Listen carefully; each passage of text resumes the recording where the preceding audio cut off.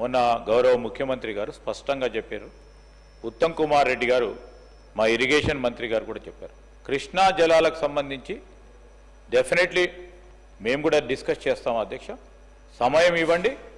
ఎవరు పొరపాటు చేశారు, ఎవరి వల్ల ఈ విధంగా జరుగుతూ ఉంది, ఎవరి పాపం ఎవరిపైన అన్నిటి కూడా స్పష్టంగా మాట్లాడతాం అధ్యక్ష. నీళ్లు నీళ్లు పాలు పాలుగా డెఫినెట్లీ మన ప్రజలకు తెలియాల్సిన అవసరం ఉంది. మీరు డిమాండ్స్లో మాట్లాడదాం. దాని తదుపరి మీకు చర్చకు అనుమతి ఇవ్వండి అధ్యక్ష. డెఫినెట్లీ మాట్లాడదాం అధ్యక్ష. కంక్లూడ్ చేయండి హరీష్ రావు గారు. సార్ నేను కేవలం 45 నిమిషాలే మాట్లాడిన అధ్యక్ష. నాకు ఇంకొక మినిమం 45 మినిట్స్ కావాలి అధ్యక్ష. Kindly please sir. అధ్యక్ష, గౌరవనీయులు శ్రీధర్ బాబు గారి ప్రతిపాదన ఐ వెల్కమ్ సార్, నేను అంగీకరిస్తున్నా. దయచేసి ఈ బడ్జెట్లోనే కృష్ణా నదీ జలాలపైన ఒకరోజు చర్చ పెట్టండి. పాలేందో నీళ్ళేందో ఈ రాష్ట్ర ప్రజలకు తెలవాలి. ఎందుకంటే మీ నిర్వాహకం వల్ల ఈ సంవత్సరం 34% వాడుకోవాల్సిన నీళ్లు 24% వాడుకోవడం వల్ల నల్లగొండ, ఖమ్మం, మహబూబ్ నగర్ జిల్లాలో ఇలా ఎట్లా పంటలు ఎండిపోతున్నాయో, ఈ ప్రభుత్వం నీటిని రాబట్టడంలో ఎట్లా ఫెయిల్ అయిందో డిస్కస్ చేద్దాం అధ్యక్ష. ఈ సెషన్లో దయచేసి ఎల్ఏ మినిస్టర్ గారు ఈ సబ్జెక్ట్ను డిస్కషన్ పెట్టాలని కూడా నేను మీ ద్వారా కోరుతున్నాను అధ్యక్ష. అయితే సెక్షన్ 3లో ఒకటే మాట చెప్పి ముగిస్తా. ఈ వాటర్ విషయంలో సెక్షన్ 3 అనేది తెలంగాణకు ఒక వరం అధ్యక్ష. దాన్ని ఇవాళ బీఆర్ఎస్ ప్రభుత్వం సాధించింది. ట్రిబ్యునల్ ముందు వాదనలు జరుగుతూ ఉన్నాయి. మీరు మంచి న్యాయవాదులను పెట్టండి, వాదనలు వినిపించండి. తెలంగాణకు న్యాయబద్ధమైనటువంటి వాటా 575 టీఎంసీలు రాబట్టండి అని చెప్పి కోరుతున్నాను అధ్యక్ష. ఇకపోతే అధ్యక్ష, విద్య గురుకులాలు ఈ రాష్ట్రంలో ఏ రకంగా జరుగుతుందో కూడా ఒకసారి బడ్జెట్లో వారు పెట్టిన లెక్కలు, ఏడాది పాలనలో ఏం జరిగిందో కూడా ఒకసారి చూడాలి అధ్యక్ష. రాష్ట్రంలో 15 నెలల కాంగ్రెస్ పాలన వల్ల ఒక్కొక్క వ్యవస్థ దారుణంగా విధ్వంసం అవుతా ఉంది అధ్యక్ష. వ్యవసాయ విధ్వంసం వల్ల రైతులు ఆత్మహత్యలు చేసుకుంటున్నారు. హైడ్రా విధ్వంసం వల్ల పేద మధ్యతరగతి జనం గుండాగి చనిపోతున్నారు. రియల్ ఎస్టేట్ కుప్పకూలి రియల్టర్లు ఆత్మహత్య చేసుకుంటున్నారు. ఉపాధి దెబ్బతిని ఆటో డ్రైవర్లు తమకు తాము బలి చేసుకుంటున్నారు. చివరికి గురుకులాల్లో చదువుకున్న చిన్నారులు కూడా సరి అయిన ఆహారం పెట్టక 83 మంది పిల్లలు ఈరోజు ఈ రాష్ట్రంలో చనిపోవడం జరిగింది అధ్యక్ష. బాధ ఏంటంటే అధ్యక్ష, ముఖ్యమంత్రి గారే హోంమంత్రి, ముఖ్యమంత్రి గారే సోషల్ వెల్ఫేర్ మంత్రి, ముఖ్యమంత్రి గారే విద్యామంత్రి, వారు దగ్గరున్న శాఖల్లోనే ఇవాళ పిల్లలు 83 మంది చనిపోవడం ఇది నిజంగా బాధకరం, సిగ్గుచేట అధ్యక్ష. అధ్యక్ష, గౌరవనీయులు కేసీఆర్ గారు గురుకులాల సంఖ్య 289 నుంచి 1020కి పెంచారు అధ్యక్ష. విద్యార్థుల సంఖ్య దాదాపు 1,50,000 నుంచి 6 లక్షలకు గురుకుల విద్యార్థులు పెరిగారు అధ్యక్ష. కానీ నేడు గురుకులాల పరిస్థితి చూస్తే అధ్యక్ష గుండె తరుక్కుపోతుంది అధ్యక్ష. అధ్యక్ష, మీరు మా గర్వకారణం అధ్యక్ష. మీరు కూడా దళిత సామాజిక వర్గం నుంచి వచ్చారు. నేను కూడా ప్రతి సంవత్సరం నూతన సంవత్సరానికి 31 డిసెంబర్ ఒక ఎస్సీ హాస్టల్లో పోయి పిల్లలతో కేక్ కట్ చేసి, పిల్లలతో భోజనం చేసి, ఆ పిల్లలతో పడుకోవడం నాకు అలవాటుగా చేసుకున్న అధ్యక్ష. నూతన సంవత్సర వేడుకలు ఒక ఎస్సీ హాస్టల్లో, ఒక బీసీ హాస్టల్లో ఒక 15 ఏళ్లు జరుపుకున్నవాడిని అధ్యక్ష. కానీ అధ్యక్ష, ఈ రోజు ఆ గురుకులాల్లో తిండి లేక పిల్లలు పడుతున్న బాధ, ఆ పిల్లలకు మెస్ ఛార్జీలు చెప్పడమేమో గ్రీన్ ఛానల్, కానీ నిధులు విడుదల అయితలేవు. ఈ రోజు కూడా హాస్టల్ బిల్లులు పెండింగ్ లో ఉన్నాయి. I charge this government. మాటల్లో గ్రీన్ ఛానల్, బట్ విడుదలలో మాత్రం ఎస్సీ ఎస్టీ బీసీ హాస్టళ్లకు కూడా ఈ రోజు నిధులు విడుదలగాక పిల్లలకు సరి అయిన భోజనం అందడం లేదు అధ్యక్ష. అధ్యక్ష, ఇవాళ పరిస్థితి అధ్యక్ష, 15 నెలల కాంగ్రెస్ పాలనలో 83 మంది అమాయక గురుకుల పిల్లలు చనిపోయారు అధ్యక్ష. అధ్యక్ష, గురుకులాలకు కేసీఆర్ గారి హయాంలో గురుకులాలకు ఎంట్రన్స్ ఎగ్జామ్ రాయాలంటే 1:5, 6 చాలా పోటీ ఉండేది అధ్యక్ష. కానీ ఈ ప్రభుత్వం వచ్చినాక గురుకులాలను దెబ్బతీసింది మీరు. గురుకులాల మీద నమ్మకం సన్నగిల్లింది అధ్యక్ష. ఇది నోటి మాటతో చెప్తలేను అధ్యక్ష. మా ప్రభుత్వం ఉన్నప్పుడు గురుకులాలకు సీట్ల కోసం పోటీ పరీక్ష రాసే పిల్లల సంఖ్య 1,20,000 ఉంటే ఈ సంవత్సరం ఈ ప్రభుత్వ హయాంలో 74,000కు పడిపోయింది.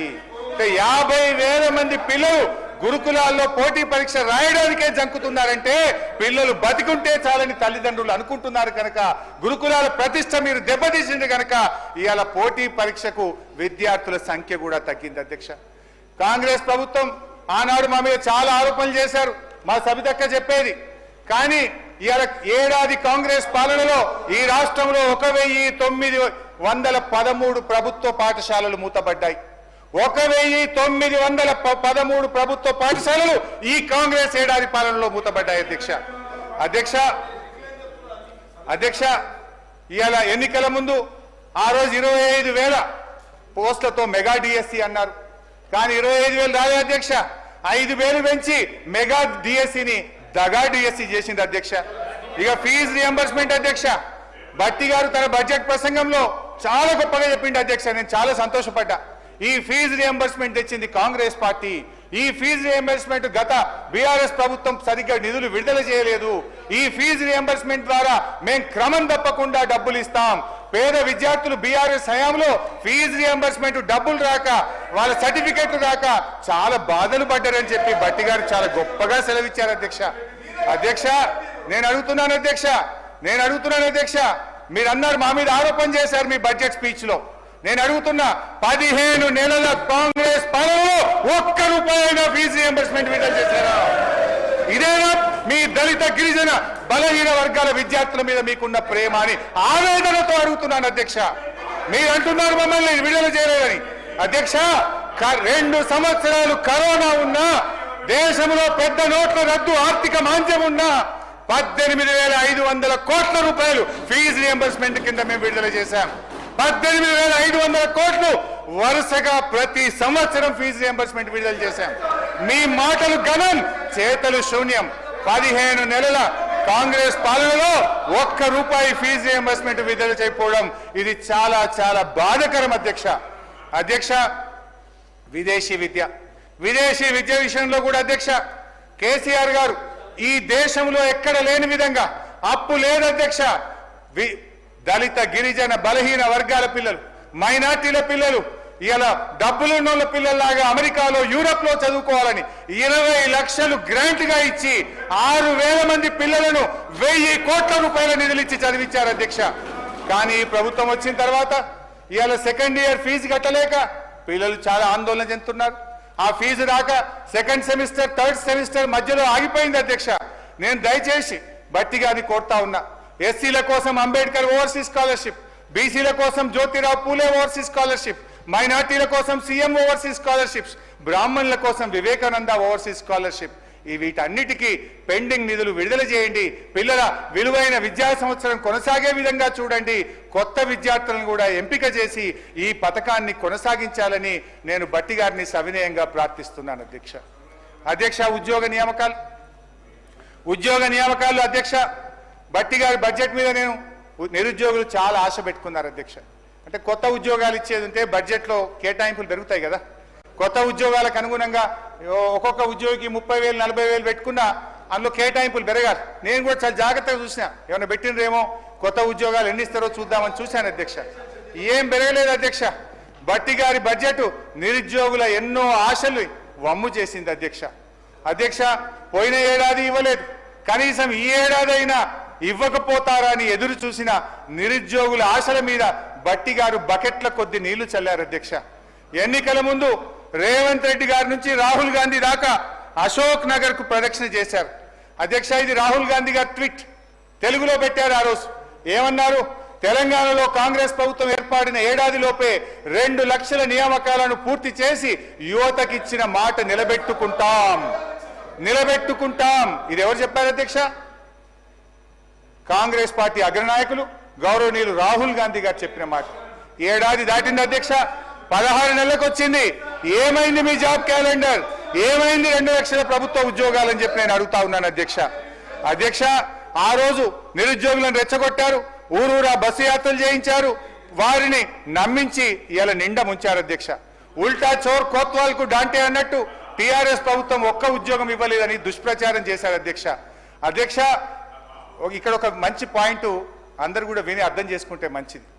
తెలంగాణ ఉద్యమం ఎందుకు వచ్చింది అధ్యక్ష? ముల్కీ రూల్స్. 610 జీవో ఎందుకు వచ్చింది అధ్యక్ష? స్థానిక ఉద్యోగాలు స్థానికులకే దక్కాలి, మా ఉద్యోగాలు మాకే కావాలి. దాన్ని సాధించిండు ఇవాళ తెలంగాణ తొలి ముఖ్యమంత్రి కేసీఆర్ గారు.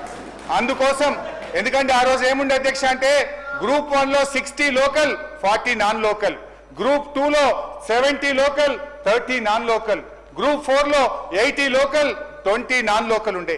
ఇట్లా నాన్ లోకల్ పేరిట మన ఉద్యోగాలు పోతున్నాయని ఢిల్లీకి స్వయంగా వెళ్ళి 4 సార్లు తిరిగి 95% ఉద్యోగాలు స్థానికులకు దక్కే విధంగా రాష్ట్రపతి ఉత్తర్వులను సవరించి ఇవాళ బీఆర్ఎస్ ప్రభుత్వం నిరుద్యోగ యువతకు మేలు చేసింది అధ్యక్ష.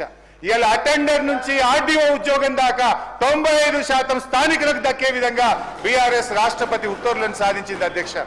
బీఆర్ఎస్ ఏడాది పాలనలో 1,62,000 ఉద్యోగాలు ఇచ్చింది అధ్యక్ష బీఆర్ఎస్. ఈ మాటకు మేము కట్టుబడి ఉన్నాం. ఇవాళ ఒక్క ఉద్యోగం ఇవ్వలేదనే మీ తప్పుడు విష ప్రచారాన్ని మానుకోండి. 1,62,000 ఉద్యోగాలు బీఆర్ఎస్ ప్రభుత్వం ఇచ్చింది. ఇవాళ అబద్ధమే మీ ఆత్మ, అబద్ధమే మీ పరమాత్మలాగా పదే పదే మా మీద బురద జల్లుతున్నారు అధ్యక్ష. జాబ్ క్యాలెండర్ సంగతి తెలిసిగా ఇవాళ మీరు 57,000 ఉద్యోగాలు ఇచ్చామని చెప్తున్నారు. నేను జాబ్ క్యాలెండర్ కూడా నా దగ్గర ఉంది కానీ టైం లేదని చదువుతలేను. దాంట్లో టైం మళ్ళీ నెక్స్ట్ డిస్కషన్లో చెప్తా. 57,000 ఉద్యోగాలు ఇచ్చామని చెప్పారు అధ్యక్ష. ఎంత అబద్ధం అధ్యక్ష. ఈ 57,000 ఉద్యోగాల్లో ఉదాహరణకు అర్థం కావడానికి ఒక్క మాట చెప్తా అధ్యక్ష, ఒక్క మాట చెప్తా అధ్యక్ష. ఉదాహరణకు కానిస్టేబుల్ యొక్క నియామక ప్రక్రియ చూద్దాం అధ్యక్ష. 17,516 కానిస్టేబుల్ ఉద్యోగులకు ఎప్పుడు నోటిఫికేషన్ ఇచ్చాం అధ్యక్ష? ఏప్రిల్ 25, 2022 నోటిఫికేషన్ ఇచ్చాం. ఆగస్టు 28, 2022 ప్రిలిమినరీ టెస్ట్ పెట్టాం. డిసెంబర్ 8, 2002 ఫిజికల్ టెస్ట్ పెట్టాం. ఏప్రిల్ 23, 2023 ఫైనల్ రిటర్న్ టెస్ట్ కూడా మేమే పెట్టాం అధ్యక్ష. సెలక్షన్ లిస్ట్ కూడా అక్టోబర్ 4, 2023 నాడు ఇచ్చాం. ఎన్నికల కోడ్తో నియామక పత్రాలు ఇవ్వకపోతే మీ ప్రభుత్వం వచ్చినాక నియామక పత్రాలు ఇచ్చి మేమే అంతా చేశామని చెప్తున్నారు అధ్యక్ష. నియామక పత్రాలు ఇచ్చి ప్రచారం చేసుకున్నది ఎవరు అధ్యక్ష? ఈ పద్ధతి ఎట్లుందంటే వెనకటికోవడం వంటంతా వండి పెట్టినాక గంట తిప్పి అంతా నేనే చేసిన అన్నమాట. ఇవాళ వీళ్ళ పరిస్థితి అట్లా ఉంది అధ్యక్ష. అధ్యక్ష వీళ్ళు చెప్తున్నటువంటి 57,000 ఉద్యోగాల్లో కాంగ్రెస్ ప్రభుత్వం వచ్చినాక నోటిఫికేషన్ ఇచ్చి వీళ్ళు ఇచ్చిన ఉద్యోగాలు 6,000కు మించి లేవు.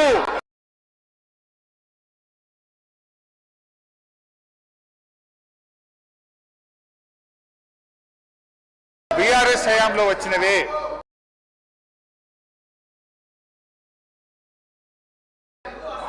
అధ్యక్ష బీసీ సంక్షేమం గురించి అధ్యక్ష బడ్జెట్లో అధ్యక్ష బీసీ సంక్షేమంలో ఏడాదికి వీళ్ళు కామారెడ్డి డిక్లరేషన్ లో బీసీలకు ఏడాదికి 20,000 కోట్లు ఇస్తామన్నారు. బీసీ సప్లైని ఇస్తామన్నారు. 42% ప్రభుత్వ కాంట్రాక్ట్ లో వాటా ఇస్తామన్నారు. అధ్యక్ష కామారెడ్డి డిక్లరేషన్ లో చెప్పిన ఏ ఒక్కటి కూడా అమలు కాలేదు. ఈ బడ్జెట్ లో పెట్టింది కేవలం 11,000 మాత్రమే. బీసీలకు 2వ విడత గొర్రెల పంపిణీ చేస్తామని మాట తప్పారు. ముదిరాజులకు గంగపుత్రులకు ఉచిత చేప పిల్లలిచ్చి ఉపాధి పెంచింది కేసీఆర్. 650 కోట్లతో మత్స్యకారులకు పనుమతిచ్చింది బీఆర్ఎస్. కేసీఆర్ గారు ఉపాధి పెంచితే ఈ ప్రభుత్వం ఉపాధి కాల్పోయేలా చేస్తుంది. నాయి బ్రాహ్మణులు రజకులకు కేసీఆర్ గారు ప్రారంభించిన ఉచిత విద్యుత్ పథకం ఇవాళ ప్రశ్నార్థకమైంది.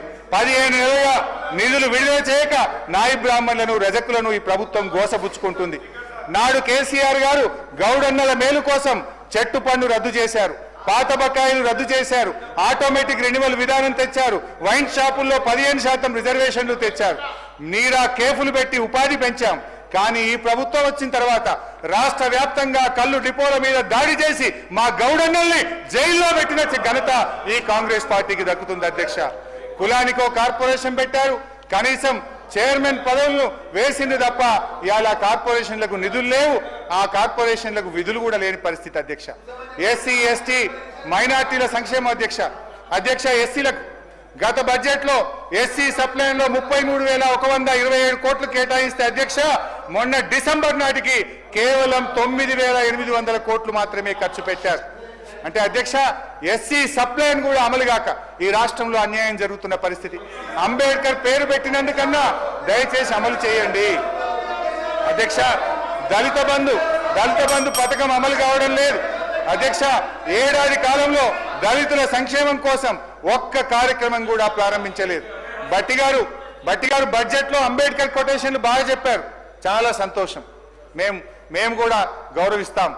అయితే అధ్యక్ష ప్రపంచంలో అతిపెద్దదైన 125 అడుగుల అంబేద్కర్ విగ్రహాన్ని ఈ రోజు కేసీఆర్ గారు నిర్మిస్తే దాని వద్దకు ప్రజలు వెళ్లకుండా తాళం ఎందుకు వేశారో కూడా చెప్తే బాగుంటుంది కదా అధ్యక్ష కేసీఆర్ గారు గిరిజనులకు 10% రిజర్వేషన్లు ఇచ్చారు. ఇచ్చిన మాట ప్రకారంగా తండాలు గ్రామ పంచాయతీలు చేశారు. పోడు భూములకు పట్టాలు ఇచ్చారు. ఈ ప్రభుత్వం ఎస్సీ ఎస్టీ గురుకుల పాఠశాలకు పోయిన బడ్జెట్ లో పక్కా భవనాలు ఇస్తామని చెప్పారు. ఒక్క భవనం కూడా కట్టలేదు. చివరికి అద్దె బకాయిలు కూడా విడుదల చేయకపోతే యజమానులు వచ్చి తాళాలు వేసే పరిస్థితి ఈ ప్రభుత్వంలో వచ్చింది అధ్యక్ష. ఎస్టీ ఎస్డిఎఫ్ కింద పోయిన బడ్జెట్ లో 17,000 కోట్లు పెట్టే అధ్యక్ష డిసెంబర్ నాటికి కేవలం 6,000 కోట్లు మాత్రమే విడుదల చేశారు. हमारे मुसलमान बहनों को भाइयों को माइनॉरिटीज को भी ये कांग्रेस सरकार ने धोखा दिया. कम से कम कैबिनेट में जगह नहीं है. पिछले बजट में 3,003 करोड़ रुपए रखे, ये अभी तक 1,000 करोड़ रुपए भी रिलीज नहीं करे. मुसलमानों का ओवरसीज स्कॉलरशिप बंद हो गया. मुसलमानों का बच्चों का फीस रिएंबर्समेंट का पैसे नहीं आ रहा. 1 तोला सोना देते बोले सोना किधर गए कि नहीं मालूम. शादी मुबारक का चेक भी बहुत लेट हो रहा. आज केसीआर साहब ने जो रमजान के तोहफा लाया, आज तोहफा भी खत्म हो गया. तोहफा भी नहीं मिल रहा. 203 माइनॉरिटी रेजिडेंशियल स्कूल्स रखे. अभी ये बजट में भट्टी साहब ने बोले ये स्कूल को खत्म करेंगे, ये स्कूल्स को इंटीग्रेटेड स्कूल में मिला देंगे बोले तो माइनॉरिटीज का आपको वोट चाहिए, लेकिन माइनॉरिटी का भलाई के लिए आपका सरकार कुछ नहीं करना चाहते. क्या मैं पूछना चाहता हूँ హరీష్ రావు గారు अध्यक्ष. మన 1.5 అవర్ సార్ 25 నిమిషాలు ఇంటరప్షన్ అయింది సార్. కైండ్లీ సార్ మీరు ఒక్కొక్క పార్టీకి 1:50 నిమిషాలు ఇచ్చారు సార్. ఒక్కొక్క పార్టీకి రికార్డులు తీయండి. మొన్న గవర్నర్ గారి ధన్యవాద తీర్మానంలో 1:52 నిమిషాలు మా మిత్రపక్షాలు మాట్లాడారు. మాకొచ్చే వరకే ఎందుకు గొంతు నొక్కుతారు సార్? దయించండి సార్. అధ్యక్ష పంచాయతీరాజ్ అధ్యక్ష భట్టి గారు గౌరవనీయులు బడ్జెట్ లో గ్రామ స్వరాజ్యమే దేశ స్వరాజ్యం అన్నారు. ఎస్ ఐ అగ్రీ అధ్యక్ష. గాంధీ గారు చెప్పిన నినాదాన్ని గౌరవనీయులు భట్టి గారు చాలా గొప్పగా చెప్పారు. కానీ ఆచరణలో ఏం జరుగుతుంది? ఏ గ్రామానికైనా